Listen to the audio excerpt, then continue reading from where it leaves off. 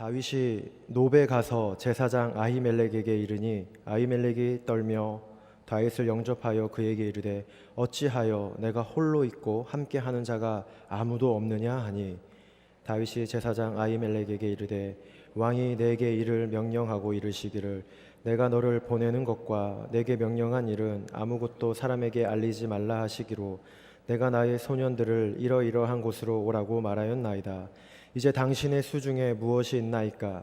떡 5덩이나 무엇이나 있는 대로 내 손에 주소서 하니 제사장이 다윗에게 대답하여 이르되 보통 떡은 내 수중에 없으나 거룩한 떡은 있나니 그 소년들이 여자를 가까이만 하지 아니하였으면 주리라 하는지라. 다윗이 제사장에게 대답하여 이르되 우리가 참으로 3일 동안이나 여자를 가까이 하지 아니하였나이다. 내가 떠난 길이 보통 여행이라도 소년들의 그릇이 성결하겠거든 하물며 오늘 그들의 그릇이 성결하지 아니하겠나이까 하매 제사장이 그 거룩한 떡을 주었으니 거기는 진설병 곧 여호와 앞에서 물려낸 떡밖에 없었음이라. 이 떡은 더운 떡을 드리는 날에 물려낸 것이더라. 그날에 사울의 신하 한 사람이 여호와 앞에 머물러 있었는데 그는 도액이라 이름하는 에돔 사람이요 사울의 목자장이었더라. 다윗이 아히멜렉에게 이르되 여기 당신의 수중에 창이나 칼이 없나이까? 왕의 일이 급함으로 내가 내 칼과 무기를 가지지 못하였나이다 하니 제사장이 이르되 내가 엘라 골짜기에서 죽인 블레셋 사람 골리앗의 칼이 보자기에 쌓여 에보 뒤에 있으니 내가 그것을 가지려거든 가지라. 여기는 그것밖에 다른 것이 없느니라 하는지라. 다윗이 이르되 그 같은 것이 또 없나니 내게 주소서 하더라. 그날에 다윗이 사울을 두려워하여 일어나 도망하여 가드왕 아기스에게로 가니 아기스의 신하들이 아기스에게 말하되 이는 그 땅의 왕 다윗이 아니니까? 무리가 춤추며 이 사람의 일을 노래하여 이르되 사울이 죽인 자는 천천히요 다윗은 만만이로다 하지 아니하였나이까 한지라. 다윗이 이 말을 그의 마음에 두고 가드왕 아기스를 심히 두려워하여 그들 앞에서 그의 행동을 변하여 미친 체하고 대문짝에 그적거리며 침을 수염에 흘리매 아기스가 그의 신하에게 이르되 너희도 보거니와 이 사람이 미치광이로다. 어찌하여 그를 내게로 데려왔느냐? 다 같이 읽겠습니다. 내게 미치광이가 부족하여서 너희가 이 자를 데려다가 내 앞에서 미친 짓을 하게 하느냐? 이 자가 어찌 내 집에 들어오겠느냐 하니라. 네, 오늘 우리가 21장 전체 말씀을 보고자 합니다. 지난 시간에는 요나단이 나의 아버지 사울은 다윗을 절대 죽이지 않을 것이다. 그래도 나의 아버지는 하나님이 세우신 이스라엘의 왕인데 아버지는 절대 사울을 해하지 않을 것이다 라는 그렇게 변함없이 신뢰하는 요나단의 모습을 볼 수 있었습니다. 그러나 매월마다 이제 가족들이 모여서 지키는 초하루 절기가 되었고 그때 이제 요나단은 왕이 다윗을 죽이려고 하는 그 본심을 그 악한 마음을 확인하게 되었습니다. 그리고 요나단과 다윗은 헤어지게 되는데 서로의 앞날을 축복하면서 하나님이 너의 앞길에 함께 하기를 원한다. 하나님이 내게 복 내려주시기를 원한다 라고 이렇게 서로 축복하며 기도하며 눈물을 흘리며 각자의 길로 이별하게 되었습니다. 그리고 오늘 말씀은 다윗이 요나단과의 그 눈물의 이별 후에 놉이라는 곳에 이르게 되었습니다. 이곳은 제사장이 있었고 성소가 있는 그런 예배가 이루어지는 장소였습니다. 이전에 이스라엘이 블레셋에게 패하고 법궤를 빼앗기기 전에 이스라엘의 성소는 실로였고 당시 제사장은 엘리였습니다. 그런데 이스라엘은 법궤를 빼앗기게 되고 또 엘리 제사장은 심각하게 타락하고 영적으로 어둠에 빠져서 목이 부러져 죽었습니다. 이후에 이스라엘의 성소는 오늘 본문에 등장하는 장소인 놉으로 옮기게 되었고 제사장은 아비멜렉, 본문에 나오는 아비멜렉으로 이렇게 바뀌게 되었습니다. 즉 이곳 놉은 제사장이 있고 성소가 있는 거룩한 곳, 오늘날로 말하면 교회라 할 수 있겠습니다. 오늘 다윗이 이곳까지 도망자로서 오게 되었는데 여러분 어떤 모습으로 다윗이 노베에 이르게 되었습니까? 도망자로 왔고 아무도 도와주는 이가 없이 홀로 제사장한테 왔습니다. 그리고 제사장에게 먹을 것을 구하고 무기까지 달라고 하는 것을 보니 지금 다윗의 상황이 너무나 배가 고프고 굶주린 상태이고 무기도 없으니, 도망자이면서도 무기가 없으니 비무장한 상태로 초라한 모습으로 성소까지 왔습니다. 상황적으로는 절망입니다. 육체적으로는 탈진에 가까운 상태이고 심적으로는 공고합니다. 다윗은 지금 이 상황을 포기하고 싶고 어떻게든 벗어나고만 싶을 겁니다. 게다가 오늘 다윗과 아비멜렉의 대화를 보게 되면 이 다윗이 아비멜렉에게 거짓말까지 합니다. 자기가 지금 사울 왕한테 쫓기고 있음에도 불구하고 내가 왕의 명령에 의해서 여기까지 왔다라고 합니다.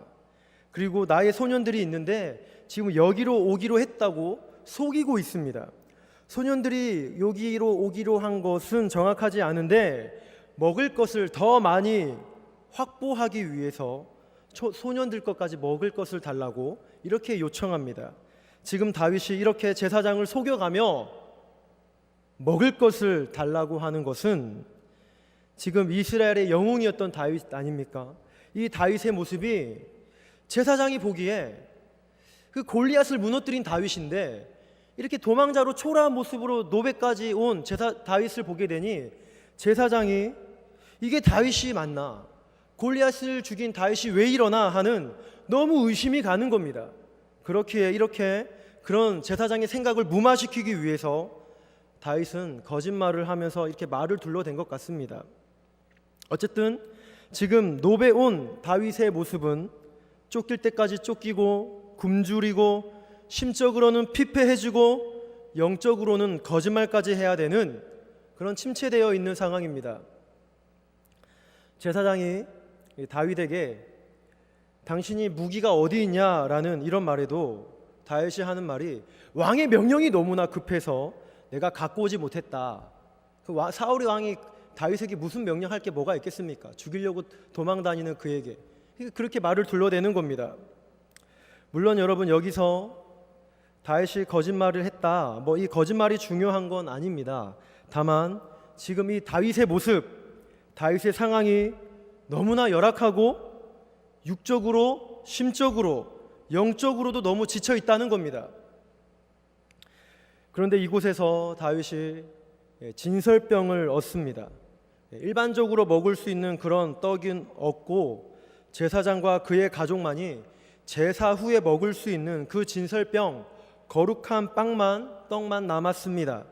그런데 제사장이 아무나 먹을 수 없는 그 떡을 제사장과 그의 가족만 먹을 수 있는 것인데 이 제사장은 율법의 근본 정신이 사랑과 긍휼이다라는 것을 알기에 이 혁이 져 있고 죽어가는 다윗에게 이 떡을 기꺼이 제공합니다. 그리고 오늘 본문의 이 말씀은 마태복음 12장에 보면 예수님이 이 말씀을 오늘 본문의 사무엘상 21장에 나오는 이 사건을 인용하시는데 예수님과 그의 제자들이 안식일 날에 밀밭 사이를 지나다가 제자들이 밀을 먹게 됩니다. 이것을 가지고 바리새인들이 예수님을 향해서 안식일에 너희의 제자들이 일을 한다라고 하면서 율법을 범하였다고 예수님을 향해 책망을 합니다. 근데 주님께서 그 책망 앞에 오늘 이 사무엘상 21장의 사건을 인용하시면서 내가 안식일의 주인이고 내가 원하는 것은 형식적인 안식일, 형식적인 제사가 아니라 내가 원하는 것은 사랑과 긍휼이고 생명이 사는 것이다 라는 의미로 오늘 본문의 사건을 마태복음에서 예수님이 인용하십니다. 그리고 다윗은 오늘 여기서 이런 생명의 정신이 담겨있는 이런 떡을 얻을 뿐만 아니라 이곳에서 칼을 얻습니다. 손에 물맷돌 하나 없이 도망쳐서 달려와야만 했습니다. 비무장 상태로 맨몸으로 왔습니다. 다윗이 사울이 죽이려고 그렇게 살기가 충천해서 다윗을 추격하고 있는데 무기 하나 없이 도망왔습니다. 이대로 다니다가는 살기에 가득 차 있는 사울과 그의 군대를 만나게 되면 그냥 죽는 겁니다. 그런데 이곳에서 다윗이 칼까지 얻습니다. 여러분, 문맥으로 볼 때 다윗이 이후에 블레셋 땅 가드로 피신하게 되는데, 아무래도 다윗은 골리앗의 칼이 이 노베에 있다는 것을 알고 있었기 때문에 망명을 위해서 블레셋에 피난 가기 위해서 의도적으로 이 놉까지 골리앗의 칼을 가지러 온 것 같습니다. 왜냐하면 이스라엘의 법궤가 블레셋에 있을 때는 이스라엘이 블레셋에 의해 정복당했다라는 그런 의미이듯이, 지금 블레셋의 그 최고의 장수의 칼이 이스라엘에 있다는 것은 블레셋이 이스라엘의 힘 아래에 있다는 겁니다. 그래서 다윗이 이스라엘을 떠나서 블레셋으로 피신하게 될 때에 그냥 맨몸으로 가는 게 아니라 이 골리앗의 칼을 가지고 가게 되면 블레셋의 왕과 군인들과 사람들이 다윗을 아주 기쁘게 맞이해주고 환영해 줄 것이다 라고 이런 생각을 했기 때문에 다윗은 일부러 놉까지 와서 골리앗 여차할 경우에 내가 골리앗의 칼을 가지고 블레셋까지 가야 되겠다 라는 생각 때문에 오늘 일부러 놉까지 이렇게 의도적으로 온 것이라 생각됩니다.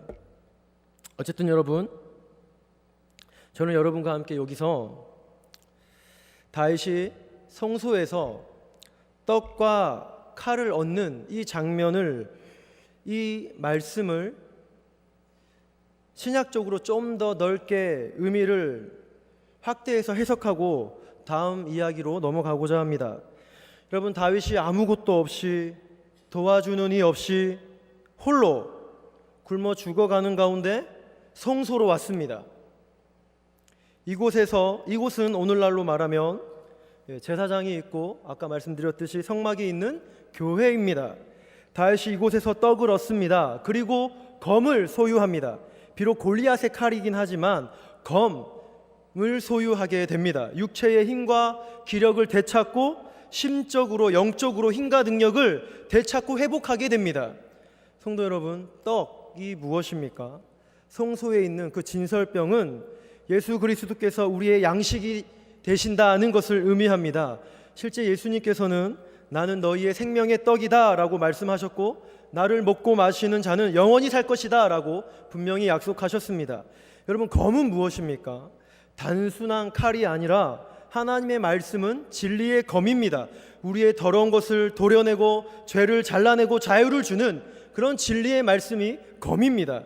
즉, 성도 여러분, 우리 인생에서 지치고 굶주리고 홀로 연약할 때에 우리를 위해서 지금도 보좌 우편에서 기도하시고 주님의 임재가 가득한 그런 교회로 오시기를 바랍니다. 하나님의 제사장이 있고 성막이 있는 교회에 오면 발생하는 일이 무엇입니까? 생명의 양식을 얻습니다. 예수님을 먹고 마시는 놀라운 일이 예배 가운데 일어납니다. 또한 여러분, 주님의 말씀을 통하여 진리의 검을 얻습니다. 죄를 물리치고 선악을 분별하며 바른 길, 믿음의 길, 십자가의 길을 걸어갈 수 있는 진리를 얻습니다. 우리를 하나님 앞에 온전히 드릴 수 있게 하는 진리의 검을 소유하게 됩니다. 그러니 성도 여러분, 다윗이 먹을 것이 없이 공고할 때 오늘 이렇게 성소로 온 것처럼 여러분, 주님의 임재가 있는 교회로 오시기를 바랍니다. 구약 성경을 보게 되면 여러 선지자들이 외치는 예언들이 있는데, 어떤 예언, 어떤 말씀이냐면 교회에 붙어있는 하나님의 백성은 하나님이 책임지신다는 겁니다. 어떠한 어려움, 어떠한 환난, 어떠한 공고한 일이 있다 할지라도 하나님의 교회에 붙어있는 하나님의 백성, 하나님이 책임지신다는 겁니다. 그러니 성도 여러분, 어려울수록 공고할수록 더욱 교회로 오시고 예수님 붙드시고 사는 그런 믿음의 성도가 되시길 바랍니다.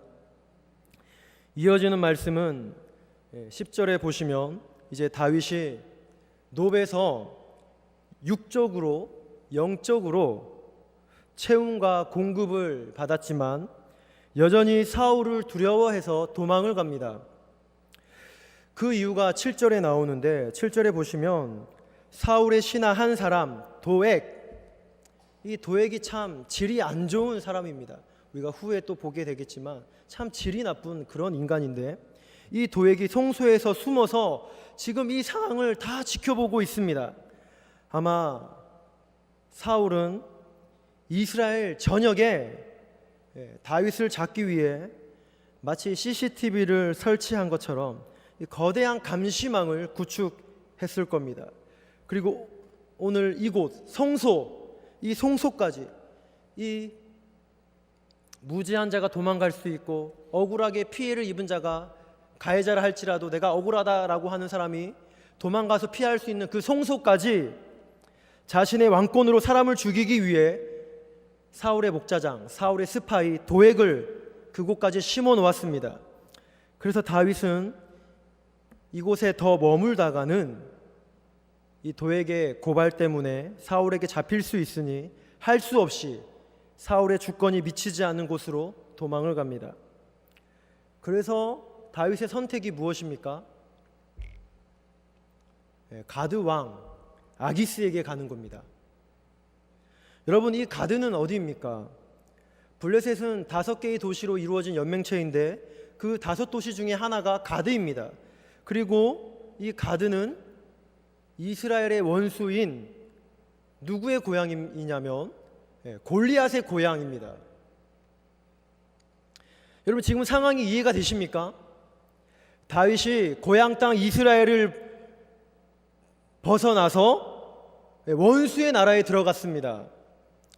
이제 이스라엘에서는 피할 곳이 없고 몸을 숨기고 보호할 곳이 없습니다.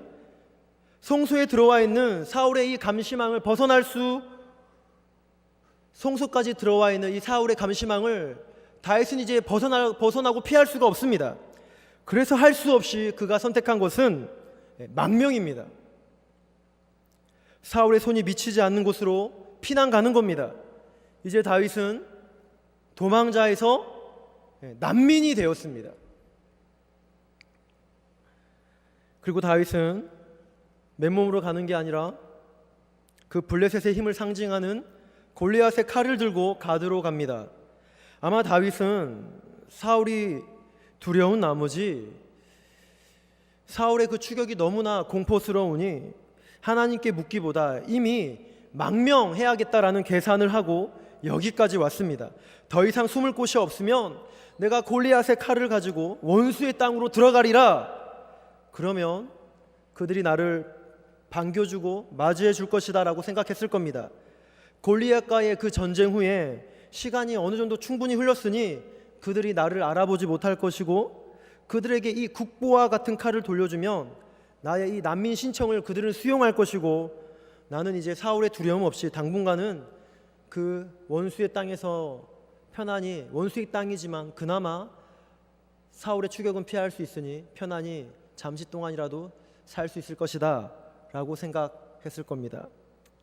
그런데 여러분, 어떤 일이 발생합니까? 다윗이 가드왕 아기스에게 갔는데 그의 신하들이 다윗을 알아봅니다. 시간이 지났으니 못 알아볼 줄 알고 오히려 골리앗의 칼을 보며 환영해 줄 것이라 생각했는데 다윗을 보자마자 이는 그 땅의 왕 다윗이라고 한눈에 알아봅니다. 그리고 하나님의 이름을 찬양했던 그 여인들의 노래, 사울이 죽은 자는 천천히요 다윗이 죽인 자는 만만히로다는 그 노래를 기억하면서 그 노래를 부르면서 그 노래의 주인공, 우리의 원수, 우리 골리앗을 죽인 다윗이다 라고 이렇게 발각이 되었습니다. 여러분, 다윗이 사울이 두려워서 가드까지 갔는데 이제 여기서도 피할 곳이 없습니다. 다윗은 정말로 아기스에게 칼을 주며 나는 난민입니다, 나를 받아주십시오 라는 심정으로 망명해 왔는데 이제는 아기스가 더 큰, 사울보다 더 큰 두려움의 대상이 되었습니다. 주요 시찰인물이 되었습니다. 여러분, 다윗이 블레셋 그 원수의 한복판에 들어간 그곳까지 들어갈 수밖에 없었던 다윗의 마음이, 그 심정이 이해가 됩니다. 얼마나 갈 데가 없었으면, 얼마나 피할 곳이 없었으면, 사울의 그 감시망이 얼마나 이스라엘 전역을 뒤덮고 있었으면 원수의 심장부까지 다윗이 들어가야만 했겠습니까? 그의 심정이 이해가 됩니다. 이스라엘에는 그가 더 이상 피할 곳이 없으니 어쩔 수 없이 간 겁니다. 그런데 사울을 피해서 갔지만 오히려 아기스를 지금 더 심히 두려워하고 더 위태로운 상황을 만났습니다. 이제 여러분, 다윗은 어떻게 해야 됩니까? 사울이 두려워서 도망자로 여기, 난민으로 여기 왔는데 지금 아기스 앞에 더 두려워하고 있습니다. 더 위태로운 상황을 만났습니다. 다윗은 이제 어떻게 해야 되겠습니까? 그런데 여기서 13절에 보면 다윗이 행동을 변하여, 다윗의 생각이 변하였고 다윗의 판단이 변하였습니다. 그리고 그 마음을 바꾼 결과가, 그 회심의 결과가 어떻게 나타납니까? 다윗이 미친 척합니다. 다윗이 정신병자처럼 미친 척하고 기왓장으로 몸을 긁듯이 대문짝에 그적거리고 침이 수염을 타고 흐를 정도로 흥건히 흘러내리고 있습니다. 골리앗을 죽인 다윗이 대문짝에 몸을 긁적거리고 침을 질질 흘리고 있습니다. 여러분, 너무 두려워서 생각을 바꾸고 행동이 변하였는데 미친놈이 되었습니다. 다윗이 연기를 아주 잘합니다. 명품 연기입니다. 정말 탁월합니다. 유아인급 되는 것 같습니다. 아니면 이번 아카데미상에서 레베넌트라는 영화로 아카데미상 나무주연상을 받은 수상 소감을 아주 멋지게 말한 그런 레오나르도 디카프리오의 연기에 뺨치는 것 같습니다. 아기스와 부하들이 다 속습니다. 깜쪽같이 속습니다. 이 미치광이를 좀 봐라. 너희들이 미치광이가 부족해서 이 자를 나에게 데리고 왔느냐 하면서 오히려 신하들을 혼내고 있습니다. 사울의 이 미친 행동이 모두를 속였습니다. 성도 여러분, 그렇다면 다윗의 이 미친 짓은 다윗의 머리에서 나온 것일까요? 아니면 하나님의 지혜일까요? 오늘 이 다윗의 미친 행동이 다윗의 머리에서 나온 것일까요? 아니면 하나님의 지혜일까요? 후자라고 하기에는 뭔가 좀 찜찜합니다. 하나님의 지혜가 임했는데 침 질질 흘리고 대문짝에 긁적거리고 머리 풀어 헤치고 미친놈처럼 연기하고 하나님의 지혜라고 하기에는 뭔가 아닌 것 같다라는 생각이 듭니다. 그런데 여러분, 오늘 다윗이 이렇게 미친 짓을 한 것은 그의 잔꾀가 아니라 하나님의 지혜입니다. 우리 시편 34편 한번 다 같이 한번 펴보겠습니다.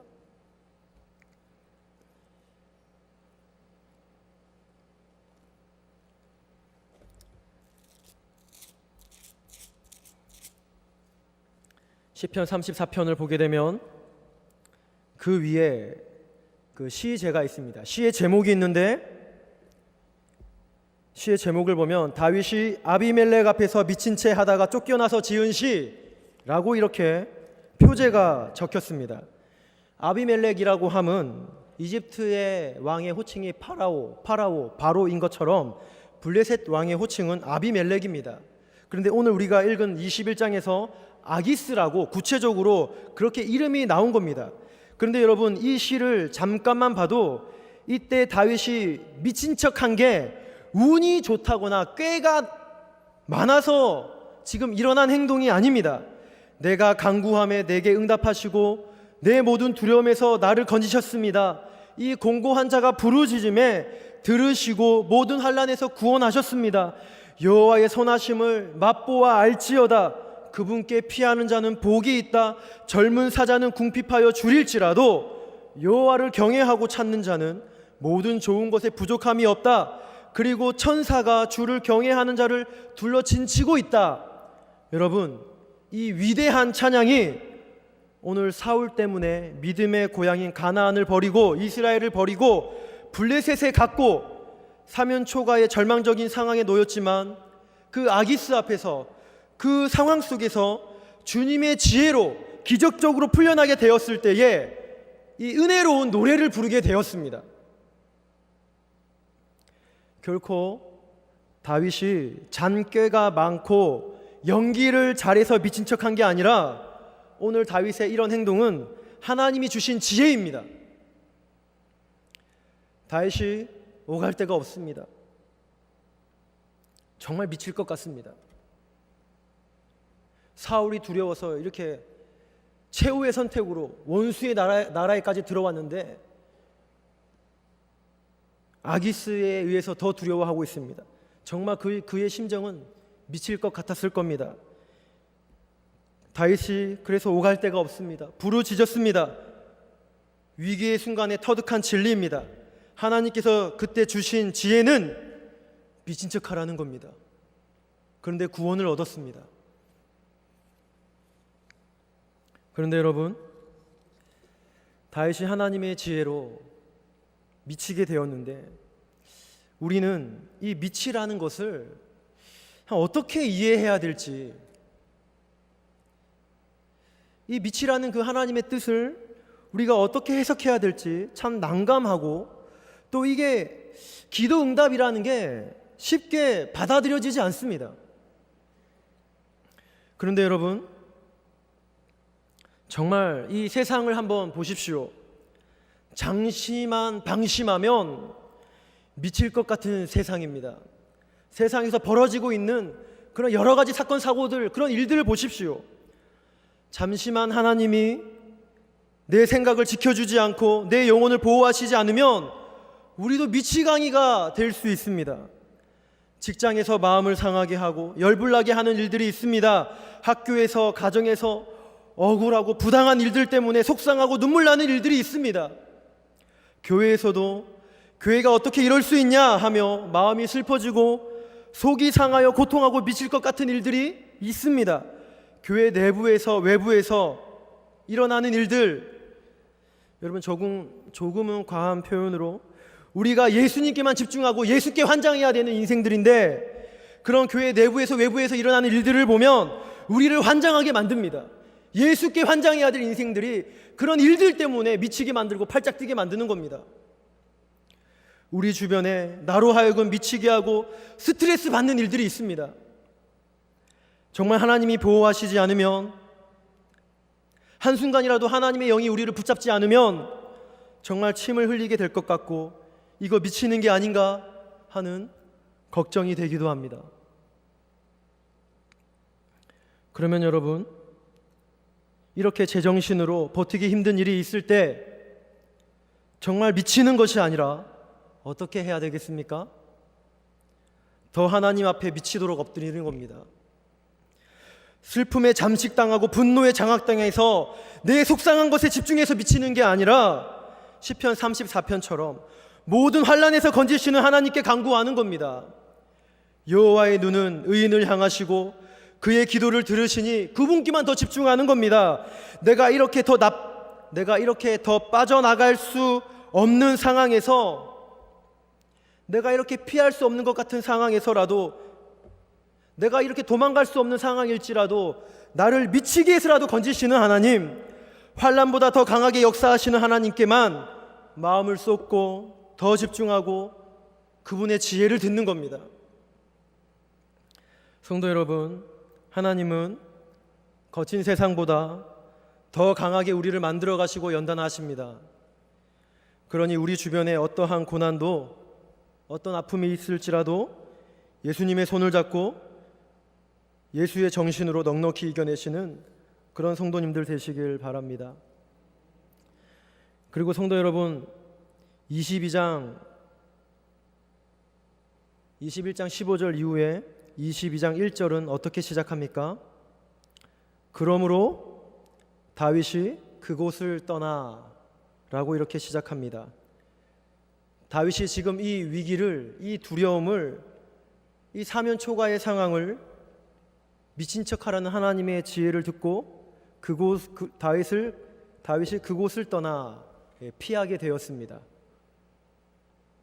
그리고 어떤 일이 발생하냐면 다윗이 그곳을 떠났는데 이제 다윗에게 어떤 일이 발생하냐면 다윗에게 사람들이 몰려드는데 환난당한 모든 자, 빚진 모든 자, 마음이 원통한 자가 다 다윗에게 모여듭니다. 22장 말씀은 우리가 다음번에도 살펴보겠지만 여러분 하나같이 다윗에게 몰려드는 사람이 어떤 사람입니까? 이 세상에서 미칠 것 같은 사람들이 다윗에게 몰려듭니다. 환난을 당한 자, 환난으로 공고한 사람들입니다. 빚진 모든 자, 여러분 빚져본 적 있습니까?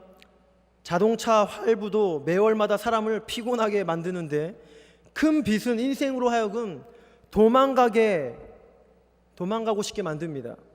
또 마음이 원통한 자, 마음이 문드러져서 정말 터질 것 같은 사람들이 있습니다. 그런데 여러분 오늘 이들이 정말 세상에서 서러움 당하고 인생 밑바닥에서 미칠 것 같은 사람들이 다윗에게 옵니다. 그리고 다윗은 이들을 다 이해하고 받아내고 이들과 함께 하나의 공동체가 됩니다. 그리고 이 공동체는 어떤 공동체가 됩니까? 훗날 다윗 왕국의 초석을 놓는 그런 거룩한 공동체가 됩니다. 인생에서 쓴맛을 보고 인생 어디에도 기댈 곳 없는 사람들이 영광스러운 다윗 왕국의 개국 공신들이 됩니다. 세상에서 미치지 않고는 견딜 수 없어서 도망왔던 사람들이 무너졌던 사울 왕국을 다시 다윗의 왕국으로 세우는, 회복시키는 그 회복의 주인공들이 되었습니다. 하나님 나라를 일으키는 기적의 사람들이 되었습니다.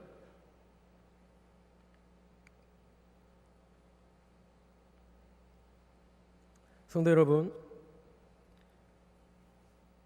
여기서 다윗이 환난당한 자, 빚진 모든 자, 마음이 슬픈 자들, 정말 인생 밑바닥에서 인생의 환난과 좀 미칠 것 같은 슬픔을 당한 자들, 이런 모든 사람들을 다윗이 내치지 않고 품을 수 있게 되었는데 그 이유가 무엇입니까? 여러분, 이런 사람들은 세상에서 버려지는 사람들입니다. 세상에서는 기대하지 않는 사람들입니다. 너희들이 부족해서 그래, 너희들은 힘도 백도 없어서 그래, 사람들에게 무시당하고 전혀 필요하지 않는 사람들이고 상처투성이의 사람들입니다. 여러분, 만약에 저에게 이런 사람들만 모여든다면 저의 인간적인 생각으로는 무척 힘들 것 같고 짜증날 것 같고 감당 못할 것 같습니다. 하나님 왜요? 이러면서 좀 더 든든한 사람 없습니까? 이런 교만한 말이나 하면서 신세 한탄할 것 같습니다. 인간적인 생각으로는. 그런데 여러분, 다윗은 다 받아냅니다. 그리고 거룩한 공동체로 변화시킵니다. 그렇다면 여러분, 다윗이 이런 환난당한 자, 마음이 원통한 자, 빚진 자, 이런 사람들을 다 받아낼 수 있었던 이유가 무엇입니까? 미쳐봤기 때문입니다. 죽을 것 같은 고비를 넘겨보았기 때문입니다. 그런데 여러분, 여기서 미쳐보고 심히 고생했다는 게 중요한 게 아니라 광야에서 도망다니고 원수의 땅에서 미친 척하지만 다윗이 이런 사람들을 받아낼 수 있었던 것은 그런 척박한 상황 가운데서도 다윗이 하나님의 깊은 사랑을 체험했기 때문입니다. 도망자지만, 난민이지만, 피할 수 없지만, 더 이상 도망갈 데 없지만 그 가운데서도 자신을 보호하고 둘러싸고 있는 그 놀라운 하나님의 사랑을 깊이 체험했기 때문에 다윗이 이런 모든 사람을 받아낼 수 있었던 겁니다. 고난을 많이 당해서가 아니라 고난 가운데 숨겨져 있는 그 하나님의 깊은 사랑을 다윗이 깊이 체험했기 때문에 다윗은 그 누구도 내치지 않고 자신의 사람으로, 하나님의 사람으로 거룩한 공동체로 담아낼 수 있었습니다. 미칠 것 같은 상황에서도 나를 사랑하시고 나를 품으시고 젊은 사자보다 나를 더 강하게 하시는 그 하나님의 큰 능력을 체험했기 때문입니다. 성도 여러분, 나에게 다윗처럼 하나님께만 미치지 않고는 풀려질 수 없는 그런 견디기 힘든 일이 있습니까? 여러분, 나를 강하게 하시는 하나님의 연단입니다. 하나님께서 사람에게 인생의 아픔을 주시고 광야를 겪게 하시는 이유가 무엇입니까? 세상보다, 세상의 그 어떤 풍파보다 더 강한 그리스도인으로, 더 온전한 백성으로 만들기 위해서입니다. 그리고 그렇게 광야를 걸어가는 또 다른 지체들이 주변에 보인다면 사람의 마음과 삶을 읽을 수 있는 눈을 주셔서 그들을 하나님의 공동체로 부르기 위해서입니다. 세상에서는 받아주지 않더라도 우리는 받아내서 같이 살아내서 거룩한 공동체가 되기 위한 하나님의 거룩한 뜻이 담겨져 있습니다.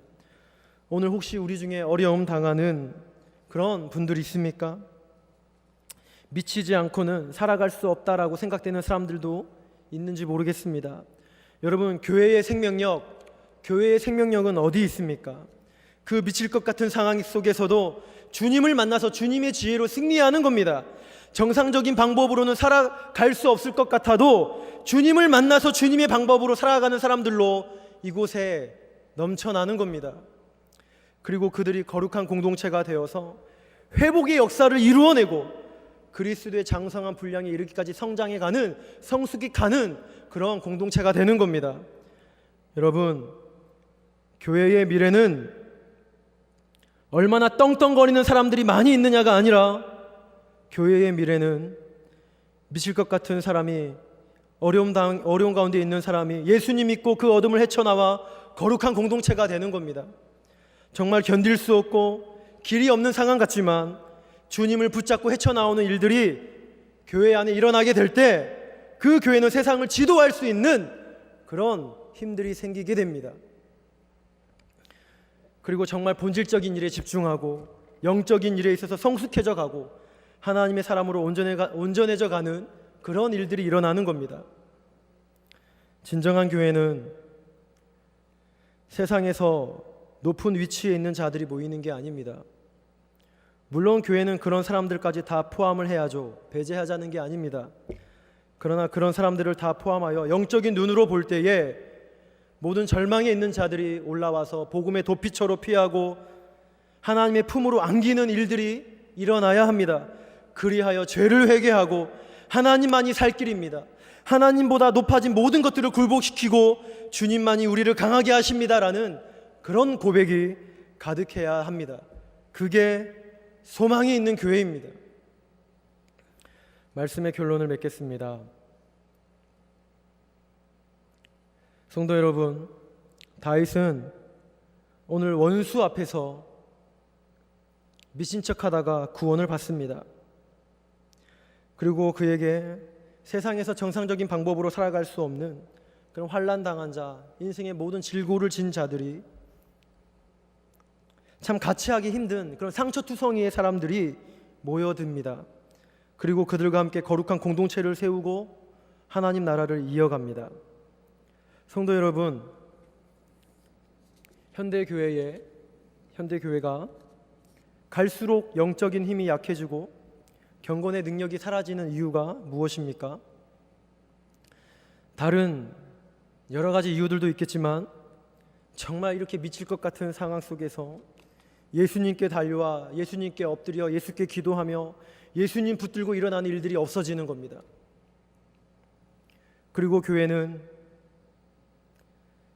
상처투성이의 인생들, 버림받은 인생들이 언제든지 저 교회에 가면, 저곳에 가면 살 수 있다라는 생각이 드는 곳이 되어야 하는데 언제부턴가 그런 교회는 사라져가고 높은 것만 바라보는 교회가 되었습니다.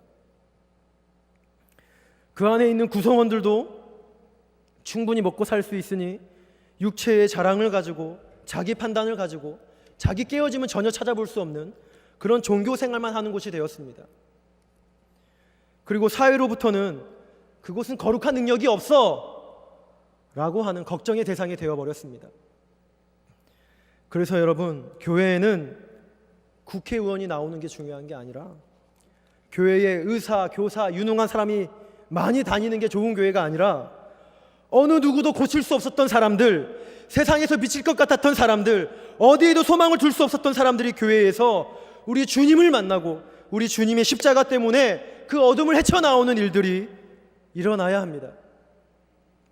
또한 다윗처럼 그런 주님의 큰 사랑을 알기 때문에 어떤 사람도 품어주고 함께 일어나서 거룩한 공동체를 만들어갈 수 있어야 합니다. 그게 소망이 있는 교회이고 다가오는 미래를 섬길 수 있는 교회입니다. 성도 여러분, 다윗이 미친 척하면서 부끄럽게 살았지만 그 주위에 부끄럽게 사는 많은 사람이 모이게 되었습니다. 그리고 이들은 다 같이 하나님을 가까이 하다가 새로운 하나님 나라를 건설했습니다. 이런 하나님의 은혜를 기억하면서 우리 교회에 이렇게 살아계시고 소망이 되시는 예수님을 깊이 만나는 영적 체험들이 많이 일어나는 교회가 되기를, 또한 늘 그런 영적인 능력, 거룩한 능력으로 세상의 소망이 되고 다가오는 미래를 섬길 수 있는 그런 교회가 되기를 주님의 이름으로 축복합니다.